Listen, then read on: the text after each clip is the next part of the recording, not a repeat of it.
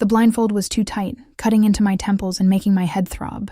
My wrists were zip-tied behind my back, the plastic digging into my skin with every breath. The van's engine rumbled beneath me, the floor cold and metallic against my cheek where I'd been thrown like a sack of potatoes. I tried to remember how I'd gotten here. One moment I'd been leaving the library, my arms full of books for my graduate thesis on Renaissance art. The next, someone had grabbed me from behind, a cloth pressed over my mouth and nose, the sickly sweet smell of chemicals filling my lungs before everything went black. How long had I been unconscious? Minutes? Hours? My phone was gone. My watch, too. I had no way to know. The van hit a pothole, bouncing me painfully against the floor. I bit back a whimper, not wanting to draw attention to the fact that I was awake. Maybe if they thought I was still unconscious, I'd have a chance to escape when they stopped. Except I had no idea who they were or why they'd taken me. Voices drifted from the front of the van. Male, speaking in what sounded like Italian. I'd taken 2 semesters in college, enough to catch fragments. Something about the target, the boss, and she better be worth it. Target? Worth it.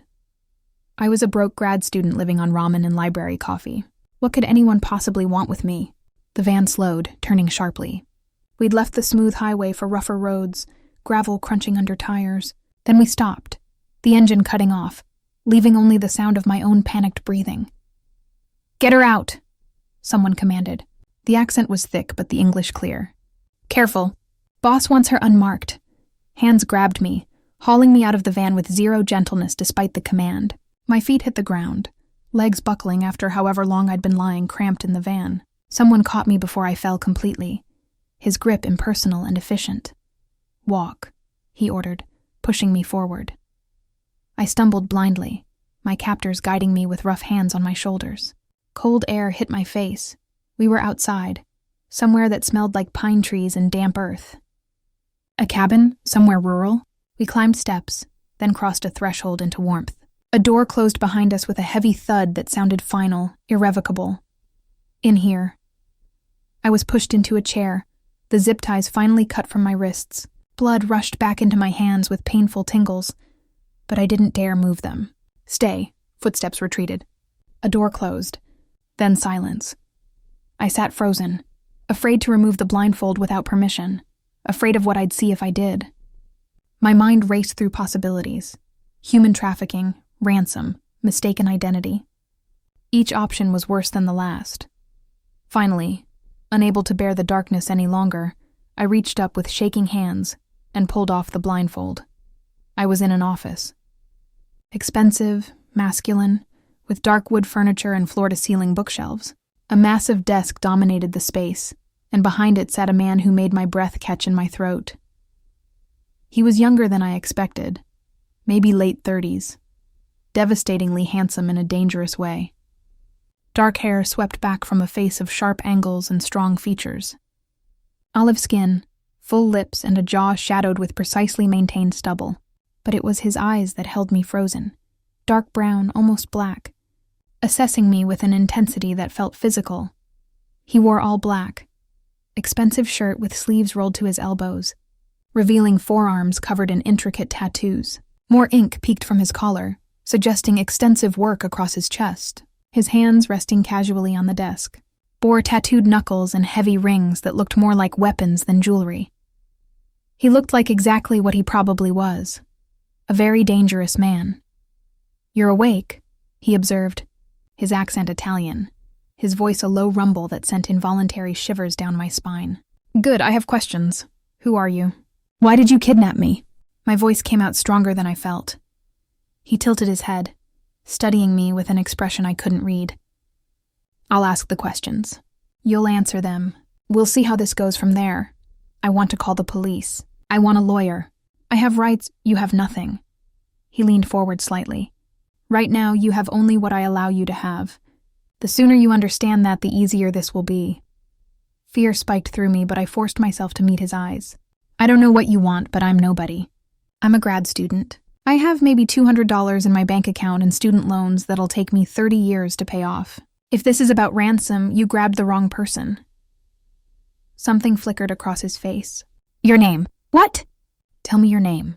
Why?" "You're the one who kidnapped me. Shouldn't you already know? His jaw tightened slightly. Your name, Sophia. Sophia Blake. I watched his expression carefully. Does that mean anything to you? He was silent for a long moment, his dark eyes never leaving my face. Then he pulled out his phone, tapping something, his expression growing darker with each passing second. Finally, he set down the phone and looked at me with an intensity that made me press back in my chair. Sophia Blake, graduate student at Columbia, studying art history, 27 years old, lives alone in a studio apartment in Morningside Heights. No criminal record, no connections to organized crime, no reason whatsoever for me to be interested in you. Then why? Because my men were supposed to grab Sophia Bellini, daughter of Antonio Bellini, who's been stealing from my operations for 6 months. We were going to use her as leverage to make him return what he took. He stood, moving around the desk with predatory grace. But they grabbed the wrong Sophia. My heart sank. Mistaken identity? Yes. He stopped in front of me, looking down with an expression that mixed annoyance with something else I couldn't identify. Which creates a problem. Then let me go. I won't tell anyone. I didn't see faces. I don't know where I am. You saw me. He crouched, bringing his face level with mine. You know what I look like. You could identify me to police, to federal agents, to anyone who asks. I won't, I swear. I'll forget this ever happened. You'll forget the face of the man who kidnapped you. His smile was cold. I don't think so. Tears burned behind my eyes, but I refused to let them fall. So what happens now? You kill me because your men are incompetent? My men followed orders perfectly. They grabbed a woman named Sophia, leaving the Columbia Library at exactly the time Bellini's daughter leaves every Tuesday. He stood, returning to his desk. The mistake was mine. I should have provided a photograph. Great. So you're going to kill me because you didn't give them a picture? I haven't decided what I'm going to do with you yet. He poured himself a drink from a crystal decanter, the amber liquid catching the light. You're a complication I didn't anticipate, but you're also an opportunity. Opportunity for what? He took a sip, considering me over the rim of his glass. Bellini still has my money. And now I have something he doesn't know I have. A young woman, held against her will, in a location he'll never find. If I let him think I have his daughter, he'll still give me what I want. You want me to pretend to be her? I don't even know what she looks like. She looks enough like you. Dark hair, similar build, same age. In a photograph, with poor lighting, Bellini won't know the difference until it's too late. He set down his glass. You'll cooperate. Let my men take photos to send to Bellini, and when he returns what he stole, you'll be released. Simple. And if he doesn't return it? Or if he figures out I'm not his daughter? Then we'll deal with that when it happens. He pulled out his phone again, tapping a message. In the meantime, you'll stay here. Under guard. Any attempt to escape will be dealt with harshly. This is insane. You can't just keep me prisoner. I can, and I am. He looked up from his phone. You should have been more careful walking alone at night. Should have been more aware of your surroundings. Should have been anything except an easy target who shares a name with someone on my radar. So this is my fault? Anger cut through my fear. I'm being punished because I have a common name and your men can't tell two people apart? You're being kept alive, which is more than many people in your position receive. His expression hardened. Be grateful for that, Miss Blake. And pray that Bellini values his actual daughter enough to pay for what he thinks is her. A knock on the door interrupted whatever I might have said next. A man entered without waiting for permission. Tall, broad, with a scar running down his left cheek and the same dangerous aura as the man behind the desk. Boss, he said in Italian, which I understood just well enough to follow. We have Bellini's location. Do you want me to proceed with the exchange demand? Yes, send the photo first. Make sure it's convincing. The boss, I still didn't know his name, gestured to me. Take her to the guest room. Make sure she's comfortable but secured. I don't want any escape attempts. Wait, I said as the scarred man moved toward me. I don't even know your name. If I'm going to be your prisoner, shouldn't I know who's holding me captive? He considered this, then smiled slightly. You can call me Dante. And you're not a prisoner, Miss Blake. You're a guest. An involuntary, non-optional guest, but a guest nonetheless. That's just kidnapping with better semantics. Perhaps. He nodded to the scarred man. Go, Marco. Make sure she has everything she needs. We want her healthy and presentable for photographs. Marco grabbed my arm, pulling me toward the door. I tried to resist, but his grip was iron. As he dragged me into the hallway, I looked back at Dante, finding him watching me with an expression I couldn't read. This is illegal, I shouted. Kidnapping, false imprisonment, yes, Dante agreed calmly. Add it to the list of my crimes. I'm sure the authorities will be very interested, if they ever find out. The threat was clear. If I talked, if I went to police after this was over, there would be consequences. Permanent ones. Marco pulled me down a corridor to a bedroom that was surprisingly nice. Queen bed with expensive linens, attached bathroom, even a TV.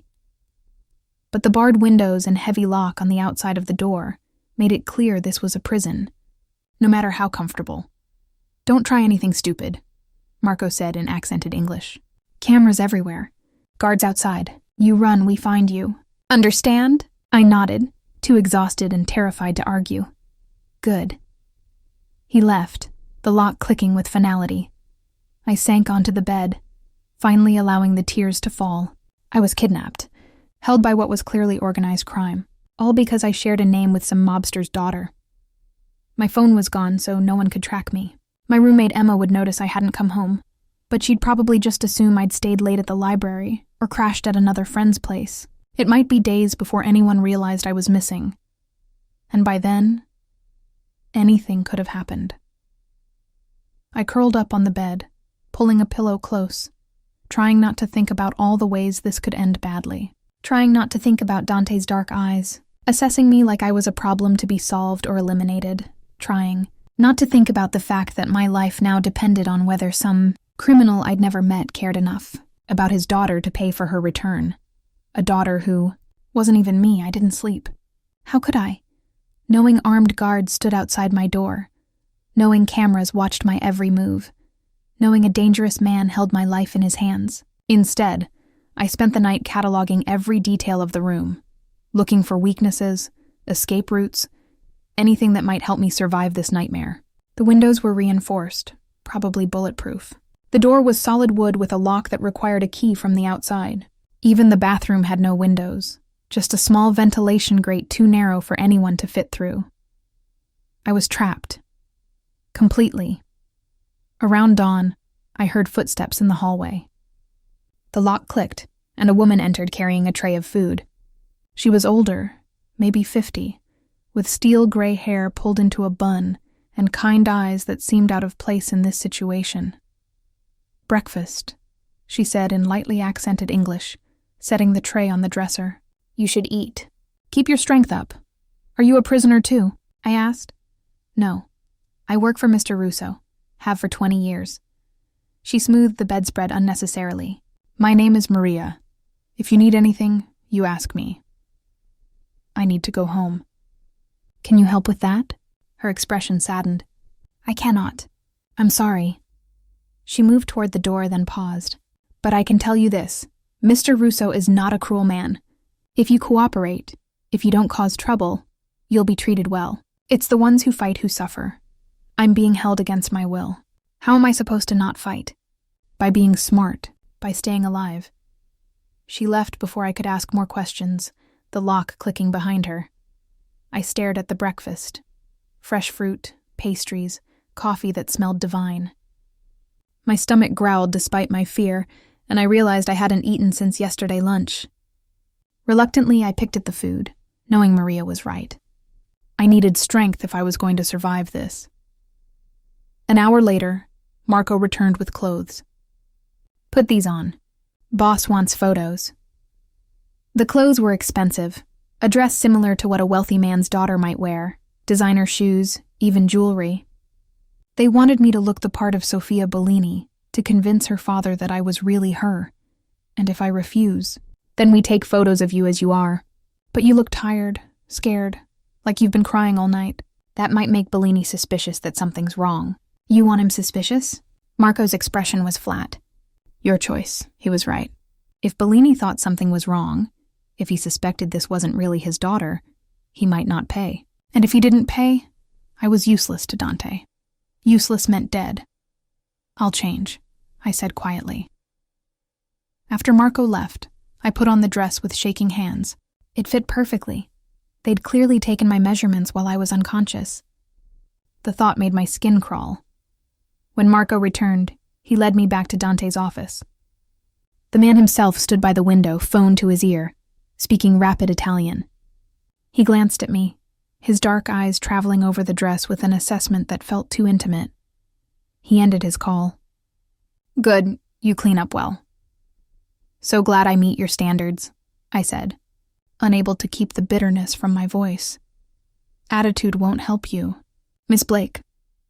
He gestured to a chair positioned before a plain backdrop. "Sit. Look scared but not terrified. Disheveled but not abused. We want Bellini to believe you're being held but not harmed."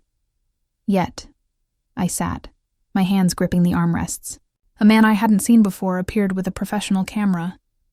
He took dozens of photos from various angles while Dante directed, telling me to look down, look up, turn my head, show emotion but not too much. It felt like the world's most disturbing photo shoot. Finally, Dante seemed satisfied. "Enough, Marco, send them to Bellini with our demands. Tell him he has 24 hours to return what he stole, or his daughter suffers consequences." "I'm not his daughter," I reminded him. "He doesn't know that." Dante moved closer, studying me with that intense gaze. "You know, you really do look like her. Similar features, same coloring. If I hadn't checked your ID after my men brought you in, I might not have noticed the switch. Lucky me. More lucky than you realize. If you'd been the real Sofia Bellini, I'd have no reason to keep you comfortable. I'd be using more persuasive methods to make her father pay." His expression darkened. "But you're an innocent caught in the middle. That affords you certain protections. How generous. You're only psychologically torturing me instead of physically." Something flashed in his eyes. "Anger? Respect? You have fire. I like that. Better than tears and begging? Give me time. I might get there yet." He smiled. Actually smiled, and it transformed his face from dangerous to devastating. "I hope not. I find your spirit entertaining." Before I could respond, his phone rang. He checked the screen, his expression hardening. "Take her back to her room. I need to handle this." Marco escorted me back to my luxurious prison. This time, Maria was waiting with lunch and a stack of books. "I thought you might want something to read," she said, setting them on the bedside table. "Mr. Russo said you're studying art history. These are from his personal library." I looked at the titles. Books on Renaissance painting, Baroque architecture, Italian masters. Exactly what I'd been researching for my thesis. He checked what I was studying. Mr. Russo is thorough. He learns everything about people in his life, even temporary guests. Maria's smile was gentle. "He's not a monster, whatever you might think. He's a man doing what he believes necessary to protect what's his. By kidnapping innocent people. By dealing with those who steal from him. You're here by accident, but you're also safe here. Safer than you'd be if you'd encountered some of Mr. Russo's less principled associates." She moved toward the door. "Read, rest. Don't think too much about what might happen. It will drive you mad." After she left, I picked up one of the books, Caravaggio's Use of Light and Shadow. I'd been researching him for months, had pages of notes about his technique, his influence on Baroque painting. I opened the book, trying to lose myself in familiar academic territory. It almost worked, pulling me into analysis of brushwork and composition, making me forget for brief moments that I was a prisoner. Then I'd remember where I was, who held me, and the words would blur as panic threatened to overwhelm me. 3 days passed in this strange limbo. Maria brought meals, always with kind words and careful concern. Marco checked on me twice daily, his presence intimidating but not overtly threatening. And Dante, I didn't see him at all after that photo session, but I felt his presence in every detail. The books selected specifically for my interests. The food catered to preferences I didn't remember mentioning. Even the temperature of the room adjusted to perfect comfort. He was watching, monitoring, learning me the way he apparently learned everyone in his orbit. On the 4th day, everything changed. I was reading when my door opened without the usual knock. Dante stood there, his expression thunderous, his entire body radiating barely controlled rage. Get up. Now. What's wrong? Your friend Emma, the one you live with. Tell me about her. My blood ran cold. What about her? What did you do? I did nothing. But she's been asking questions, filing missing person reports, contacting everyone you know. She even went to the police. He pulled out his phone, showing me a news article. Columbia student missing for 4 days. Police investigating. My photo stared back at me from the screen. She's looking for me, I whispered. Of course she is. I disappeared. And now you're a police matter, which makes you a liability. He pocketed the phone. Bellini received the photos. He knows someone has his daughter, or thinks they do. He's agreed to return what he stole. The exchange is set for tomorrow. So you'll let me go? After the exchange? That was the plan. His jaw tightened. But now police are involved. If you go home, if you talk, if you give them any information about me or my organization, there will be consequences. I won't talk. I swear, everyone says that, until federal agents offer immunity, witness protection, a way out. He moved closer, and I pressed back against the wall. I need insurance. Something that ensures your silence after you're released. What kind of insurance? That depends on you, Miss Blake. How much do you value your friend Emma's safety? Your own family's safety? His dark eyes held mine. Because if you talk, if you become a problem, I'll solve that problem. And solutions are rarely pleasant for everyone involved. The threat was crystal clear. Stay silent or the people I loved would pay the price. I'll keep quiet, I managed. Whatever you need, I'll do it. Just don't hurt anyone. He studied me for a long moment, something shifting in his expression. You really are innocent, aren't you? Caught in the wrong place at the wrong time, willing to sacrifice your own freedom to protect others. Isn't that what anyone would do? No. Most people are selfish when survival is at stake. He reached out, his hand cupping my chin, tilting my face up to meet his gaze. The touch was surprisingly gentle despite his anger. But you're different. I can see it in your eyes. You'd take the punishment yourself if it meant sparing others. Please, I whispered. Let me go. I won't say anything. I'll disappear if I have to. Just let me go. I can't. Not yet. His thumb brushed across my cheekbone, the gesture almost tender. The exchange is tomorrow.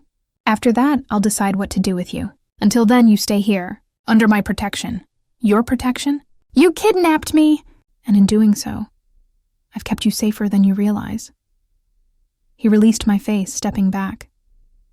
There are people in my world who would do far worse than hold you in a comfortable room with good food and books. Be grateful you ended up with me instead of them. He left, the lock clicking, leaving me shaking with a confusing mix of fear and something else I didn't want to examine. Because for just a moment, when his hand had touched my face, when his dark eyes had held mine with that intensity, I hadn't felt afraid. I'd felt something far more dangerous. The day of the exchange, tension filled the entire house like electricity before a storm. Guards moved with heightened alertness, weapons visible where they'd been concealed before. Maria brought breakfast but barely spoke, her usual kindness overshadowed by worry. What happens today? I asked as she set down the tray. Mr. Russo meets with Bellini. Trades the girl for what was stolen. She wouldn't meet my eyes. Then things go back to normal. And me? What happens to me? I don't know, child. That's for Mr. Russo to decide. She finally looked at me, sympathy evident. But I'll pray for you. Pray that he sees your innocence and shows mercy. After she left, I couldn't eat. My stomach churned with anxiety about what came next. Would Dante really let me go? Or would I become a permanent loose end that needed to be tied up? Around noon, Marco appeared. Boss wants to see you. Now. I followed him to Dante's office, finding him dressed differently than before.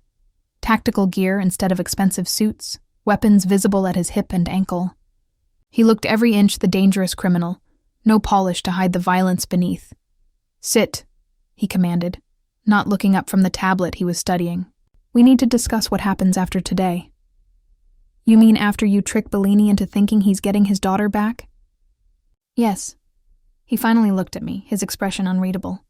Bellini will bring what he stole. My men will verify it's all there. Then we'll release someone he believes is his daughter. But it won't be his daughter. It'll be me. No. Dante set down the tablet. It'll be his actual daughter. My men found her 2 days ago. She's been here, in a different part of the house since yesterday. I stared at him, processing this. You have the real Sofia Bellini? Yes, which means you're no longer necessary for the exchange. He leaned back in his chair, watching me carefully. Which creates a problem. What to do with you now? Let me go. You said if I cooperated, I said I'd decide. And I have. He stood, moving around the desk with that predatory grace. You're staying here. What? No, you can't keep me prisoner forever. Not as a prisoner, as... He paused, seeming to search for the right word. As an employee, with very specific job duties. I'm not working for you. I'm not becoming part of your criminal organization.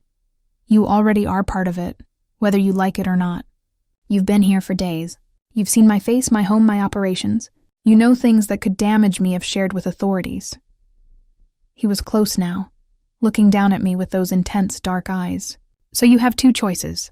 Stay here under my control, where I know you can't betray me. Or leave and put everyone you love at risk.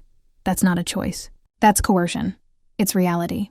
And the sooner you accept it, the easier your life will be. He pulled out his phone, showing me a photo. This is the apartment I've prepared for you. In Manhattan, near Columbia. You'll continue your studies, maintain your normal life, but you'll also work for me. I looked at the photo. A beautiful apartment, far nicer than my current studio. Doing what? Research, documentation. I have various business interests that require academic analysis, historical research, verification of art and antiquities. He swiped to another photo, this one showing an office filled with books and computer equipment. Your art history expertise is valuable. You'll use it for me. And if I refuse, then Emma Chen, your roommate, will have a very unfortunate accident. Perhaps her car brakes fail. Perhaps she's mugged in a bad neighborhood. Accidents happen, Miss Blake, especially to people connected to those who displease me. Rage and helplessness warred within me. He had me trapped, and he knew it. I could refuse, try to run, but he'd make the people I loved pay the price. How long? I asked through gritted teeth. Until I'm satisfied you're no longer a threat. Could be 6 months. Could be years. He tucked away his phone. But you'll be well compensated. Apartment, rent paid, generous salary, access to resources most graduate students would kill for. All you have to do is work for me and keep your mouth shut. You mean, let you own me, if you want to frame it that way. He didn't deny it. But ownership goes both ways, Miss Blake. You work for me, you're under my protection. Anyone who threatens you threatens me. That's not nothing in my world. Before I could respond, Marco burst in without knocking. Boss, we have a problem. Bellini brought double the men we expected. This smells like a setup. Dante's entire demeanor shifted, the businessman vanishing as the criminal emerged. How many? At least 20. Armed. Positioned around the exchange point. Marco's hand rested on his weapon. Do we abort? No, we proceed. But carefully. Dante turned to me. Go back to your room. Stay there until someone comes for you. Don't open the door for anyone except Maria or Marco, understand? What's happening? Now, Sophia? The use of my first name, sharp and commanding, made me move without thinking. Marco escorted me back quickly, his tension palpable. As he locked me in, I heard shouting in Italian, men running, the unmistakable sound of weapons being loaded. Something had gone wrong with the exchange. I pressed my ear to the door, trying to hear what was happening, but the shouting faded as people moved away from my wing of the house. Then silence, worse than the chaos because I couldn't know what it meant. Minutes crawled by. I paced the room, my imagination running wild with possibilities. Was Dante hurt? Dead? Were his men fighting Bellini's forces outside? Would whoever won come for me next? An hour passed. Then 2, no one came. No one brought food or water. The house was eerily quiet, as if everyone had disappeared. Finally, around sunset, I heard footsteps approaching. Heavy, multiple people. I backed away from the door, my heart racing. The lock clicked. The door swung open. Marco stood there, blood on his shirt, his face grim. Behind him, 2 other men I'd never seen, also bloodied and armed. Come with us, Marco said. Quickly. What happened? Where's Dante? No time, move. He grabbed my arm, pulling me into the hallway. We ran through the house, which showed signs of violence. Bullet holes in walls, broken furniture, blood on expensive floors. Outside, night had fallen, and I could see bodies lying motionless in the driveway. A car waited, engine running. Marco shoved me into the back seat, climbing in beside me. Drive fast. As we peeled away from the house, I finally found my voice. Someone tell me what's happening! Bellini ambushed the exchange, Marco said, pressing a cloth to a bleeding wound on his arm. He never intended to trade. He wanted to kill Mr. Russo, take back his daughter, and eliminate everyone who'd seen her. Is Dante alive? Marco's expression was unreadable. He was alive when he told me to get you to safety. Beyond that, I don't know. Why would he tell you to save me? I'm nobody to him. You're his responsibility now. He doesn't abandon his responsibilities. Marco looked at me directly. He also said if anything happened to him, to take you to his sister in Chicago. She'll know what to do. His sister? I don't understand. You don't need to understand. You just need to survive. He pulled out his phone, typing rapidly. We have a long drive ahead. Try to rest. But I couldn't rest. I stared out the window as we left whatever city we'd been in, heading onto highways I didn't recognize. The man who'd kidnapped me might be dead, and somehow, impossibly, I felt something twist in my chest at the thought. Not relief, not joy, but something closer to worry. Concern for a dangerous criminal who'd threatened people I loved, who'd held me prisoner, who'd planned to use me as his personal researcher against my will. I was losing my mind.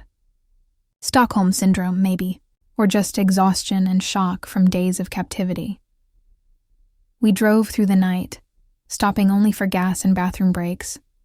Marco remained vigilant, checking his phone constantly, looking for messages that never came. The other men spoke in Italian too fast for me to follow, but their tension was evident. By dawn, we reached Chicago, pulling up to a high-rise building in an expensive neighborhood.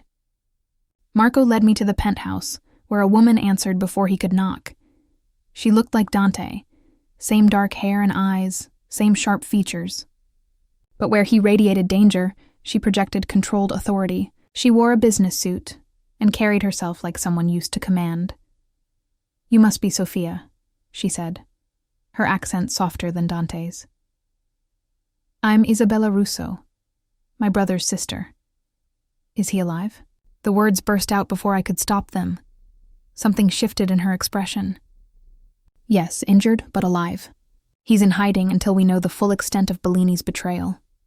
She gestured us inside. Come, we need to talk about your situation. The penthouse was stunning.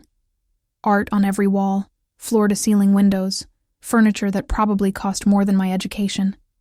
Isabella led me to a sitting area while Marco disappeared with the other men. My brother told me about you, Isabella said, pouring coffee from a silver service. The wrong girl, caught in the middle of a territorial dispute. He was going to keep me prisoner. Make me work for him. Yes, Dante has a tendency to solve problems through control. She smiled slightly. But he also protects what's his, and he's decided you're under his protection now. I don't want his protection. I want to go home. Home to what? Police investigations? Media attention? Bellini's men looking for witnesses? Isabella shook her head. The moment you disappeared, you became part of this world. There's no going back to normal, Sophia. Only forward. So I'm still a prisoner. Just with a different warden? No. You're someone Dante has claimed responsibility for. That means I'm responsible for you until he recovers. She sipped her coffee. Which means we need to establish new terms. Terms that work for both of us. What kind of terms? You want your freedom. Your life back. I want to ensure you won't endanger my brother or our family. She set down her cup. So here's my offer. You work for me instead of Dante. Legitimate work, legal work, doing art authentication and historical research for my gallery. Proper salary, proper contract, proper employment. In exchange, you agree to confidentiality about what you've seen and experienced. And if I refuse, then you remain under house arrest until Dante decides you're safe to release. Which could be months, years, or never. Her expression was sympathetic but firm. I'm offering you the better option, Sophia. Take it. I looked out the windows at Chicago's skyline, at a city I'd never been to, at a life I'd never chosen. Everything about this was wrong, but it was also somehow better than the alternatives. I'll need to contact Emma. Let her know I'm alive. Carefully controlled contact, yes. We'll craft a story. You met someone, eloped spontaneously, are taking time off from school. It'll satisfy immediate concerns while buying us time to figure out a more permanent solution. You've thought of everything.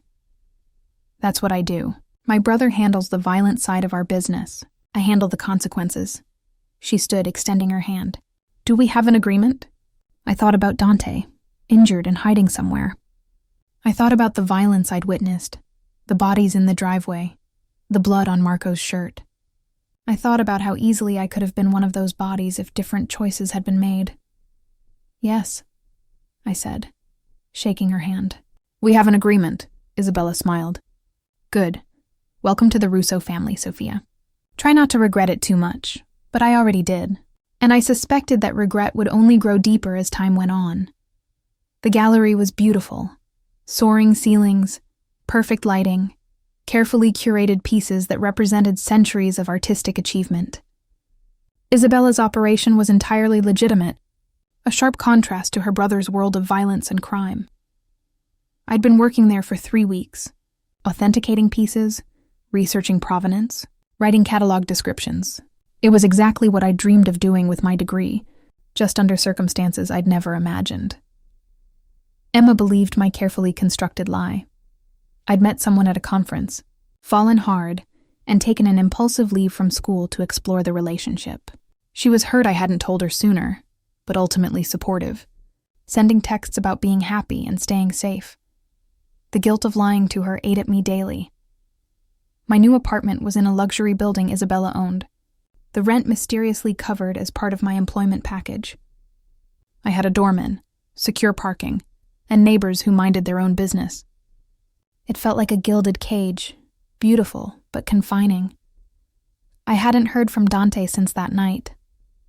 Isabella mentioned him occasionally. He was recovering, handling business from an undisclosed location, dealing with the fallout from Bellini's betrayal. But she never offered to connect us, and I never asked, until he showed up at the gallery on a Tuesday afternoon. I was in the back room, examining a painting that claimed to be a minor Caravaggio, when I felt his presence before I saw him. That same electric awareness I'd experienced in captivity, as if my body recognized his proximity on some primal level. I turned, finding him in the doorway, watching me with those intense dark eyes. He looked different.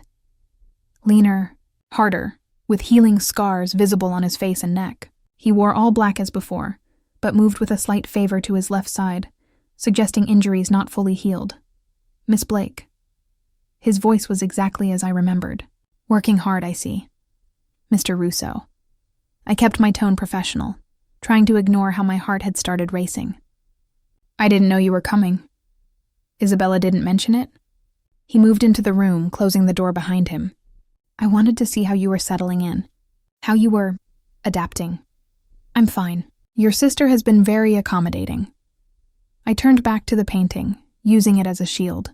The work is interesting, challenging, exactly what I studied for, but not freely. Chosen. No.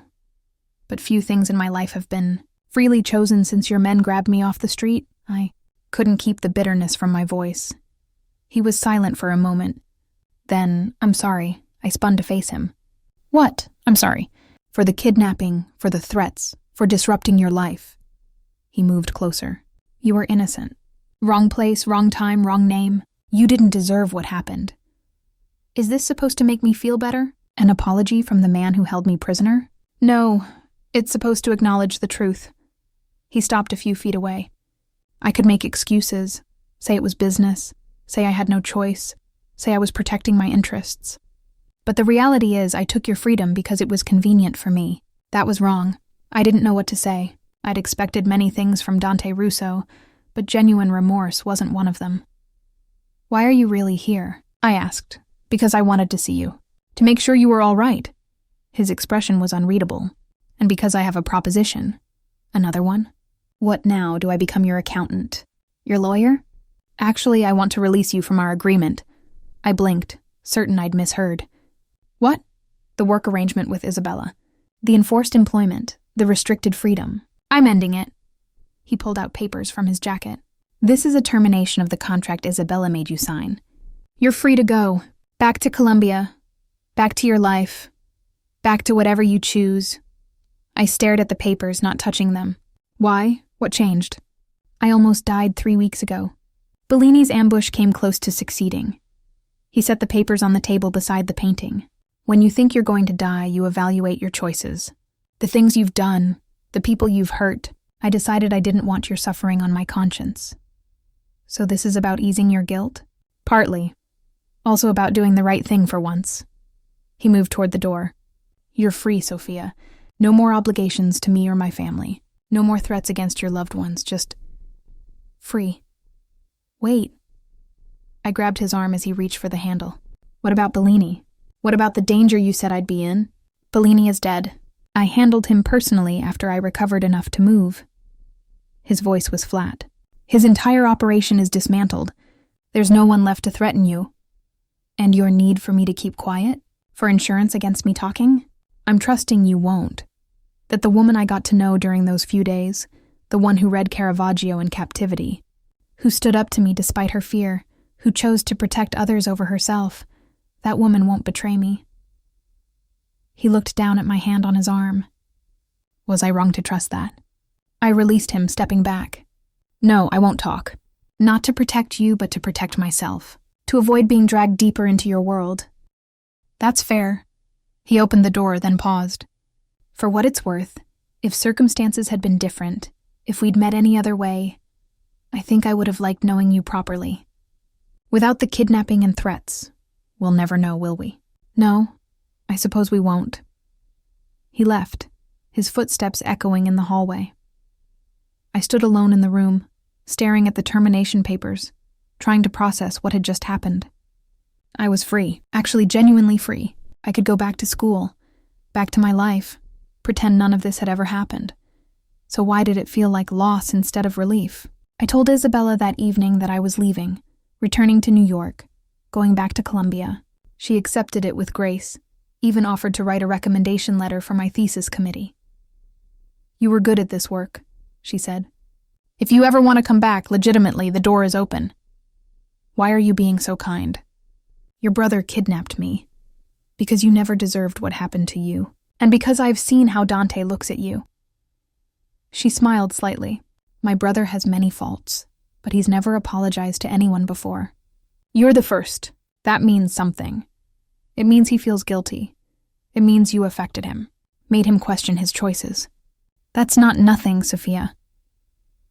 I didn't know what to say to that, so I simply thanked her and left.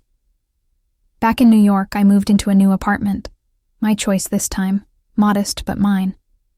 I re-enrolled in classes, dove back into my thesis research, tried to reconstruct the life that had been interrupted. Emma was thrilled I was back, though confused about why the relationship had ended so suddenly. I made up a story about incompatibility, about realizing I'd rushed into things.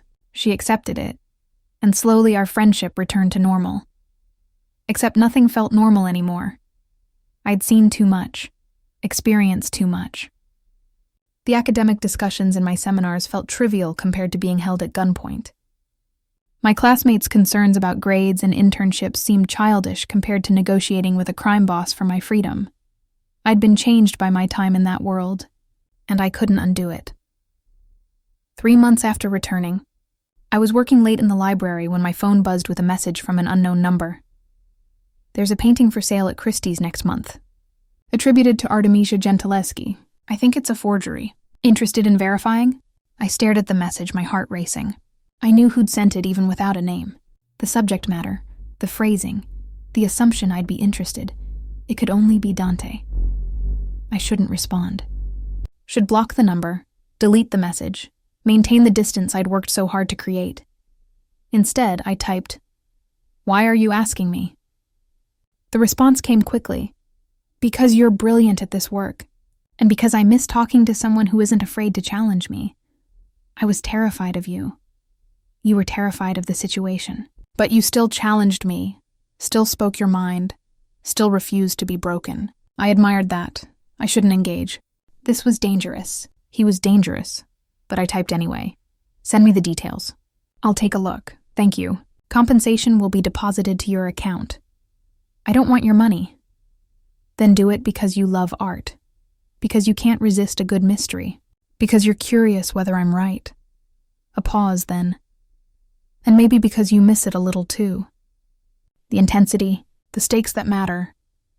He was right, and I hated that he was right. My normal life felt pale compared to those heightened days of danger and challenge. Just send the information, I typed.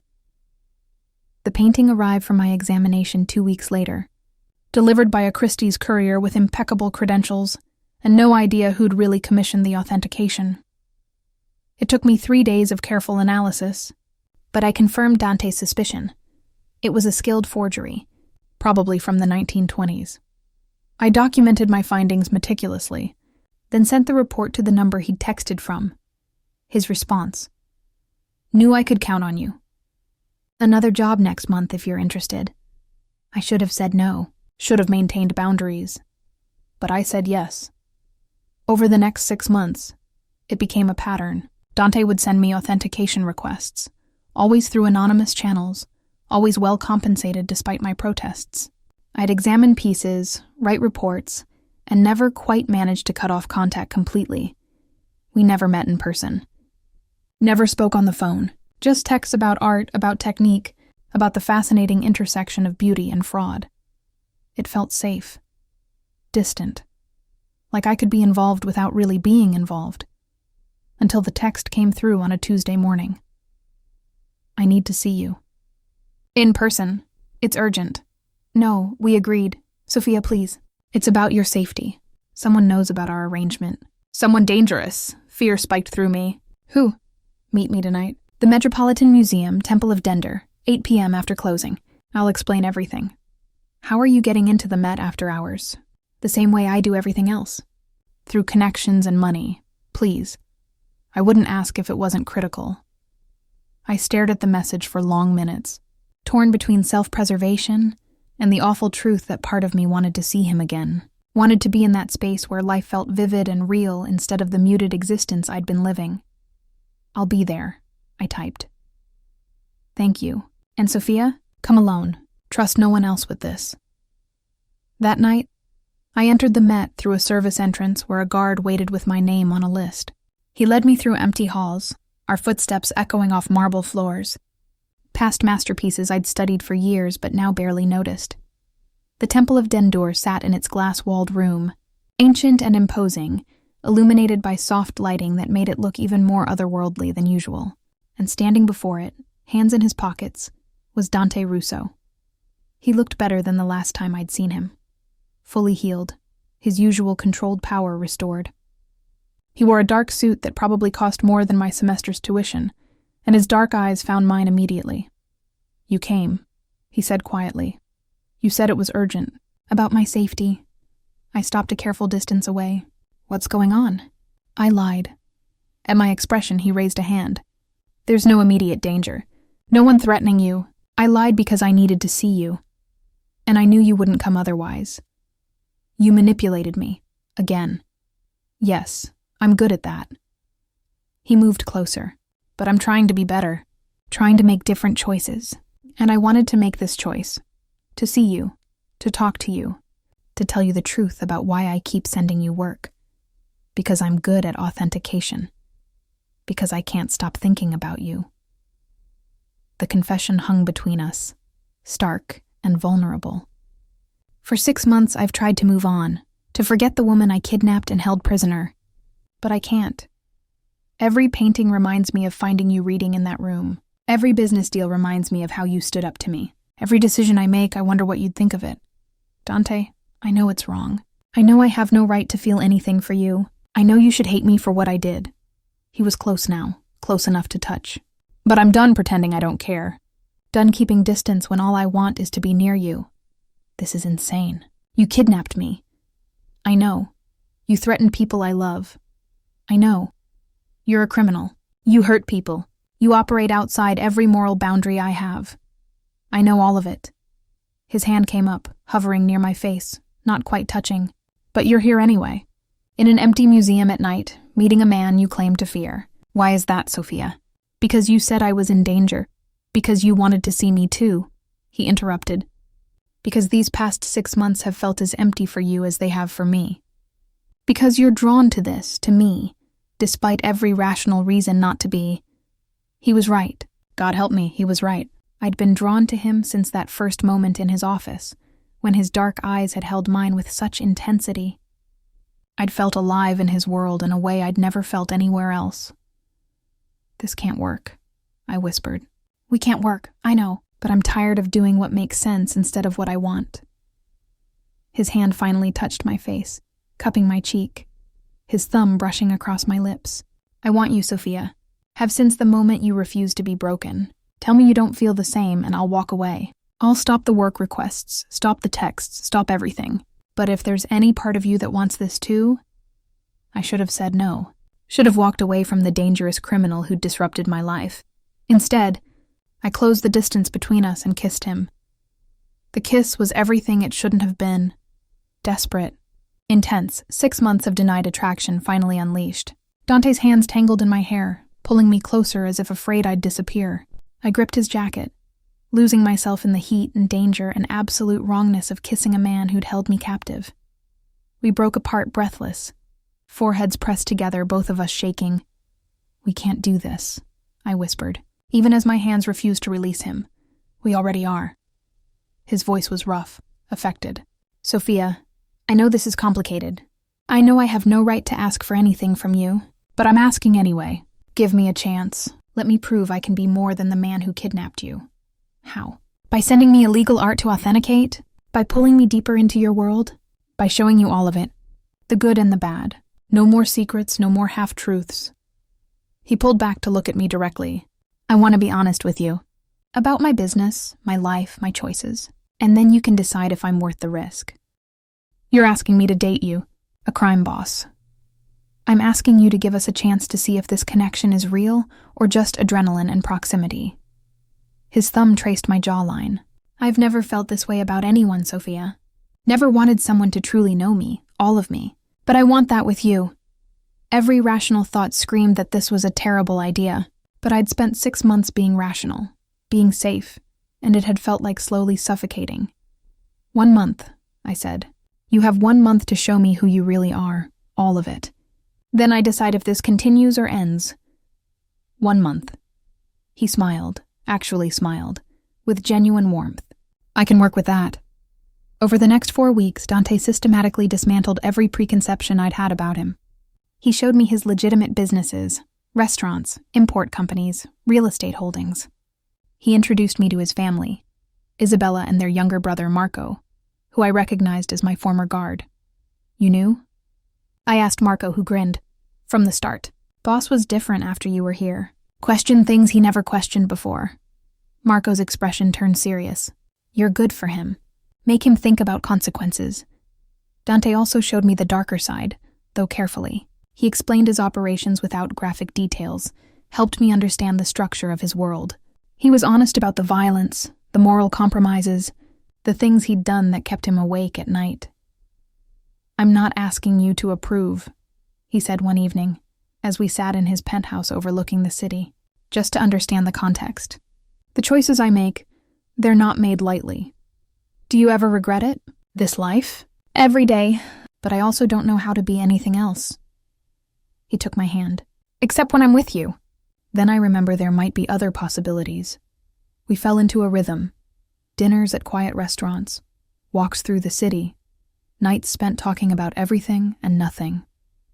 He'd show up at my apartment with coffee and pastries, having memorized my schedule. I'd text him photos of paintings I was studying, and he'd send back insightful observations that showed his educated eye. It felt normal. Except for the armed guards that followed us discreetly. Except for the phone calls he'd take in Italian, his voice hard and commanding. Except for the nights he'd disappear to handle business and return with shadows in his eyes. 3 weeks into our month, reality crashed back in. I was leaving class when a man approached me on campus. Well-dressed, professional-looking, but something about him set off alarm bells. Sophia Blake? He showed a badge. FBI. I need to ask you some questions about Dante Russo. My blood ran cold. I don't know anyone by that name. Really? Because we have surveillance footage of you entering his building multiple times over the past weeks. We also have records of money transfers from his accounts to yours. His smile was predatory. You're either working for him or involved with him. Either way, you're our way in. I want a lawyer. You're not under arrest. Yet. But we'd like you to come in voluntarily, answer some questions. Unless you prefer we make this official? He handed me a card. Think about it. We'll be in touch. He walked away, leaving me shaking on the sidewalk. I called Dante immediately. We need to talk. Now. 30 minutes later, I was in his penthouse, pacing while he listened to my account of the FBI encounter with an expression that grew darker by the second. They're building a case, he said finally. Have been for months. I knew it was coming eventually. You knew? And you didn't warn me? I didn't want to scare you. Didn't want to believe they'd try to use you against me. His hands curled into fists. This is exactly what I wanted to avoid. You being dragged into my legal troubles. Well, it's too late for that now. The FBI thinks I'm involved. They'll investigate me, my finances, my entire life. I stopped, realization hitting. The authentication work, the money you sent, that's evidence of me working for you. It's evidence of legitimate consulting fees for legitimate work. You did nothing illegal, except knowingly associate with a criminal under federal investigation. You didn't know I was under investigation. He stood, moving to me. Sophia, listen. I have lawyers who handle these situations. They'll protect you. Ensure you're not charged with anything. I don't want your lawyers. I trailed off, not sure what I wanted. This is too much, Dante. The FBI, the legal troubles, the constant danger. I can't. You're leaving. His voice was flat. Our month isn't even up and you're already running. I'm not running. I'm being realistic. This isn't sustainable. Us being together, it puts me at risk I never signed up for. You signed up for it when you kissed me in that museum, when you agreed to give us a chance. He gripped my shoulders. Not hard, but firm. I told you it would be complicated. You said you could handle it.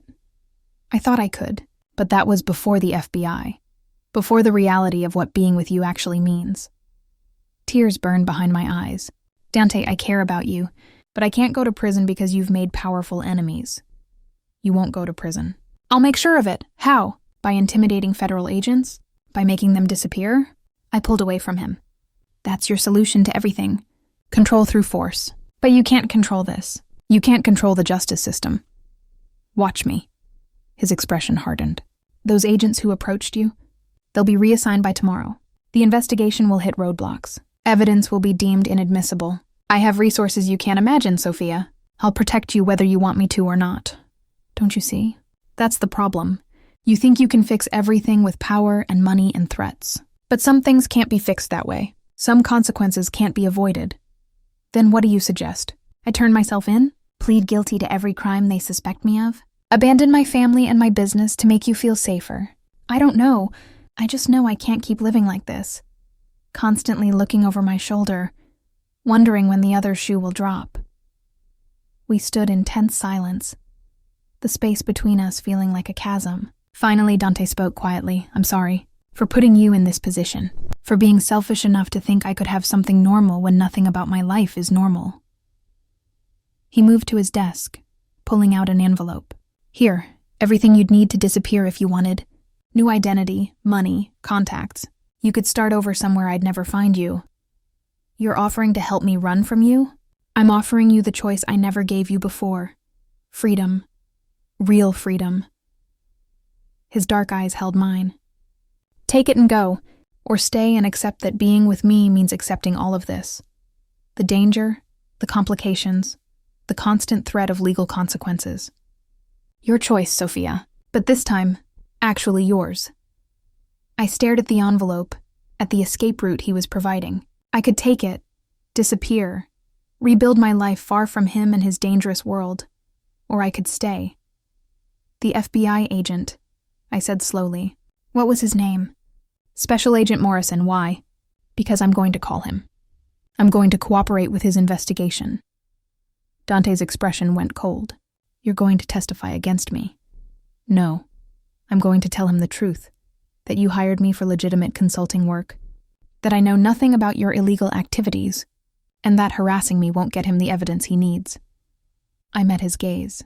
But I'm doing it legally, through a lawyer, with everything documented.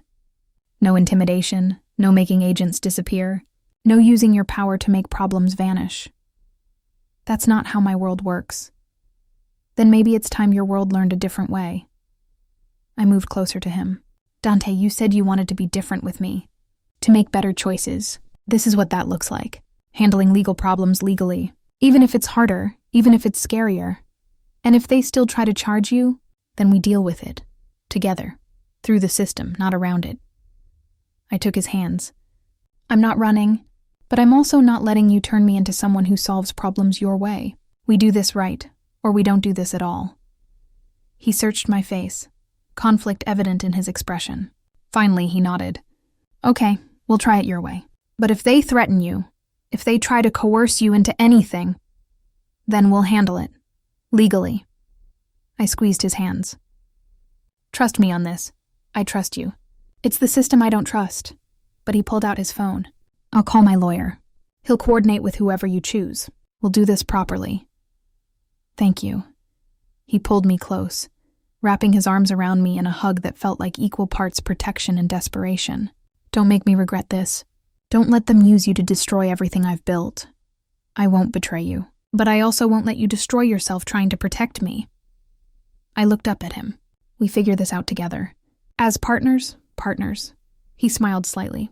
I like the sound of that. The next week was intense. Lawyers, meetings, carefully crafted statements to the FBI that gave them nothing usable while establishing my innocence. Agent Morrison was frustrated, but couldn't find grounds to charge me with anything. Through it all, Dante stayed close. Supporting but not controlling, trusting me to handle things my way, even when it clearly went against his instincts. We emerged from it changed. The investigation wasn't dropped, but I was officially cleared as an avenue of approach. And somehow, we were stronger for having faced it together without Dante resorting to his usual methods. So, he said one evening as we watched the sunset from his penthouse, our month is up. What's your decision? I thought about everything.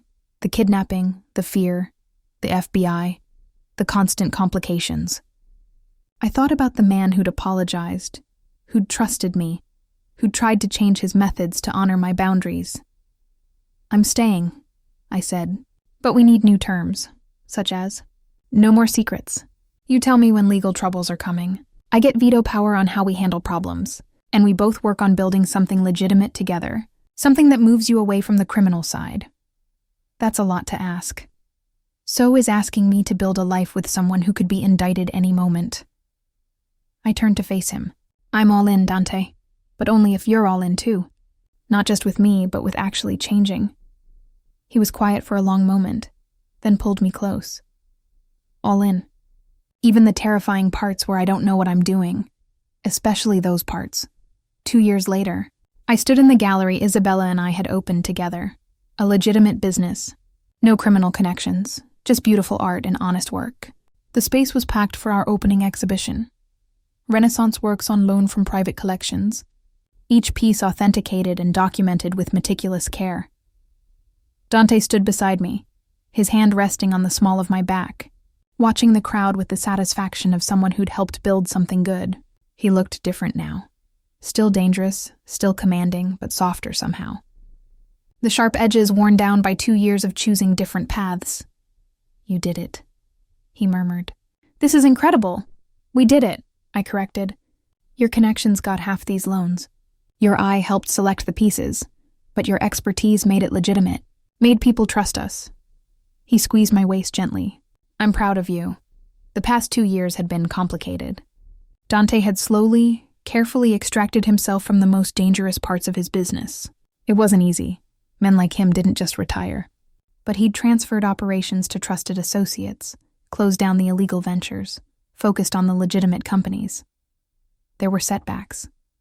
Old enemies who tested whether he'd really gone soft. Legal troubles that flared up periodically.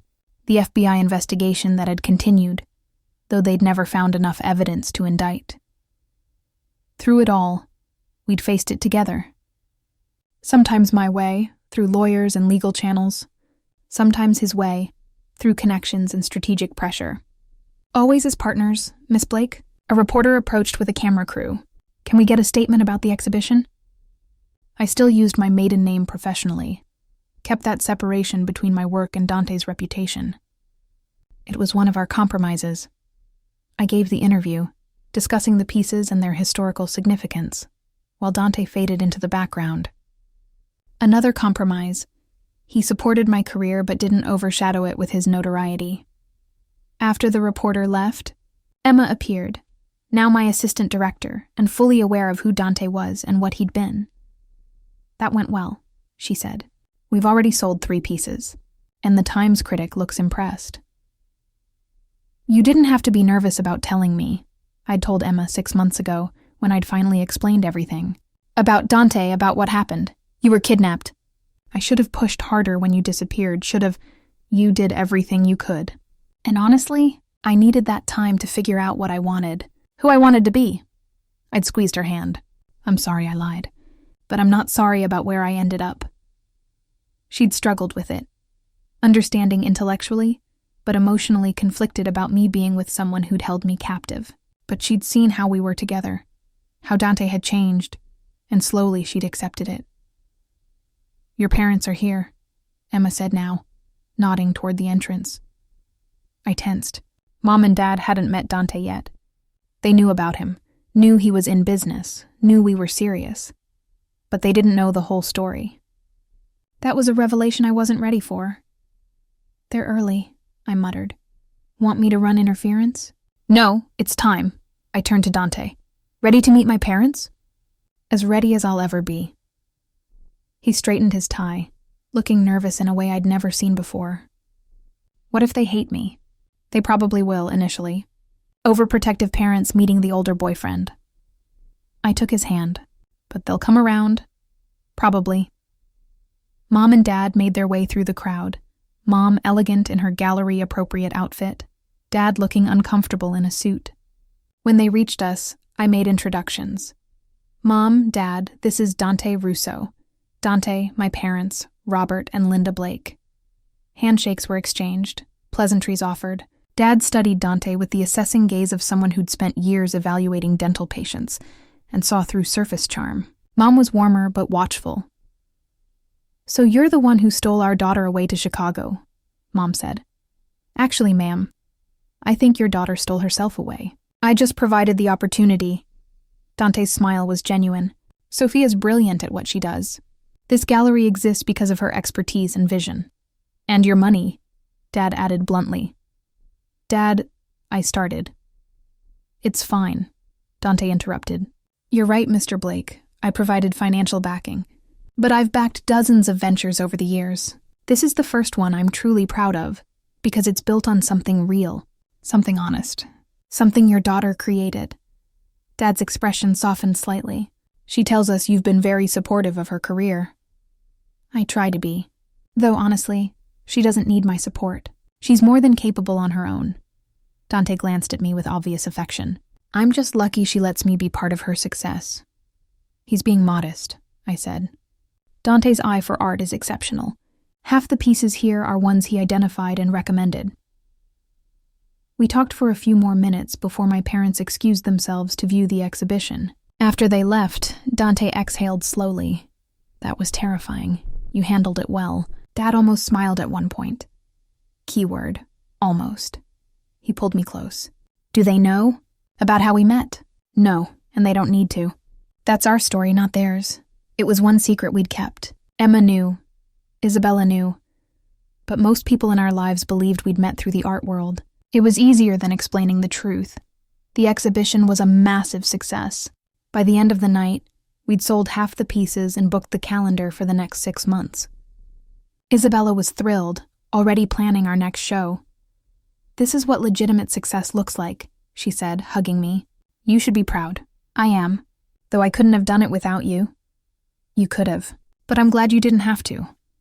She looked at Dante, who was talking with a collector. He's different with you, lighter. You're good for him. He's good for me too. in unexpected ways. After everyone left, Dante and I stood alone in the gallery, surrounded by centuries of art, both of us exhausted but happy. "I have something for you," he said, pulling a small box from his pocket. My heart stopped. "Dante, before you panic, it's not what you think. Open it." Inside was a key on a simple chain. A key? To the safe in my office, where I keep documents, records, everything about my business operations, past and present. He took my hand. "I'm giving you complete access. Complete transparency. No more secrets, no more wondering what I'm involved in. Why now? Because 2 years ago you asked me to be all in. To really change, really trust you. This is me showing you I have." He closed my fingers around the key. "Everything I am, everything I've been, it's yours to know. No more barriers between us." Tears burned in my eyes. "This is the scariest gift anyone's ever given me. I know. But you've been brave enough to stand beside me through everything else. I'm trusting you'll be brave enough for this too." He cupped my face. "I love you, Sophia. Not despite who you are, but because of it. Because you challenged me, changed me, made me want to be better. I love you too." I kissed him softly. "Even though you're the most complicated man I've ever met. Technically, I kidnapped you. I'd say we're past complicated and into completely insane. True, but it's our kind of insane." We stayed in the gallery until late, talking about the future we were building together. The businesses we'd run, the life we'd create, the balance we'd maintain between his past and our future. It wouldn't be easy. His history would always be there, always casting shadows. The FBI hadn't forgotten about him, even if they'd never proven their suspicions. His old enemies still occasionally tested him, though less frequently now. But we'd faced everything together so far. We'd survived the kidnapping, the FBI investigation, the complicated process of him leaving criminal life behind. We'd built something real from the wreckage of our catastrophic first meeting. 6 months later, Dante proposed, properly this time, not with threats, but with love. We married in a small ceremony with just close family and friends, Emma as my maid of honor, Marco as his best man. Isabella gave a toast that made everyone laugh. To my brother, who had to kidnap someone to finally find love. Not the traditional route, but nothing about this family is traditional. At the reception, my mother pulled me aside. "Are you happy, sweetie? Really happy?" I looked across the room at Dante, who was deep in conversation with my father about art authentication techniques. 2 years ago, I'd been a terrified graduate student being held prisoner. Now I was watching my husband bond with my father over shared interests. "Yes, Mom. I'm really happy." "Good. Though I have to ask, how did you two actually meet?" The story about an art conference never quite added up. I hesitated, then decided on a version of the truth. He made a mistake that brought us together. Could have been catastrophic. Instead, it became the best thing that ever happened to both of us. Love works in mysterious ways. The most mysterious, I agreed. That night, in the penthouse we now shared, Dante and I stood on the balcony overlooking the city, his arms wrapped around me from behind, chin resting on my shoulder. "Any regrets?" he asked. "About how we started? About choosing this complicated life?" "Only one," I said honestly. "I regret that you felt you had to kidnap someone to get their attention. Your personality is magnetic enough without the criminal tactics," he laughed.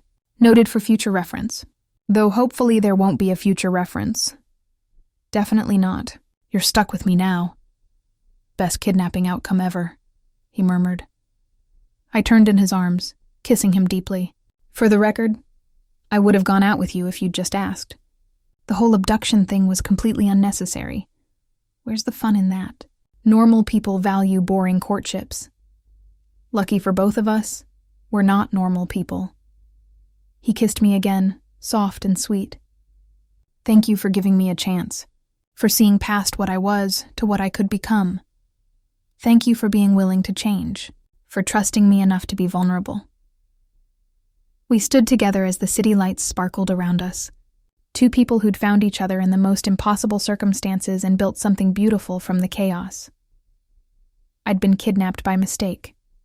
The wrong girl, the wrong place, the wrong name.